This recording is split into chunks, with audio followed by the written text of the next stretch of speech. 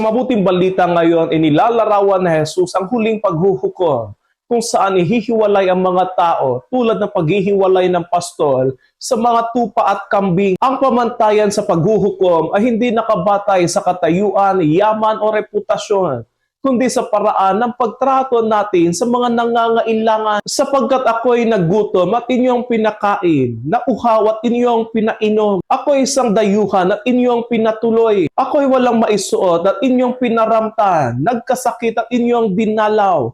Ako'y nabilanggo at inyong pinuntahan. Ipinapakita ni Jesus na ang pag-ibig sa Diyos ay nasusukat sa konkretong pagmamahal natin sa kapwa. Ang pinakabuod ng mensahe ay ito, na nakikilala natin si Jesus sa pinakamaliit at aba nating mga kapatid. Si Jesus ay hindi laging dumarating sa dakila at kahangahangang paraan.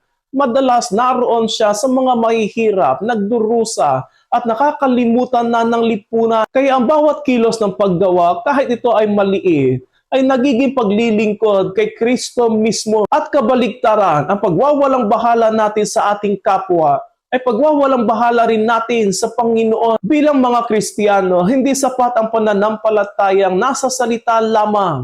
Kailangan itong makita sa gawa. Ang tunay na kabanalan ay nakikita sa habag at malasakit sa kapwa, lalo na sa mga walang kakayahang gumanti sa kung anong ginawa nating kabutihan sa kanila. Ipinapaalala sa atin ng mabuting balita ngayon na ang ating buhay ay isang patuloy na paghahanda sa ating pakikipagtagpo kay Kristo. Sa huling paghuhukom, hindi tatanungin kung gaano karami ang ating nalalaman at kayamanan, kundi kung gaano tayo nagmahal. Naway matutunan natin makita sa Jesus sa bawat taong nangangailangan, upang sa huli ay marinig din natin ang kanyang salita.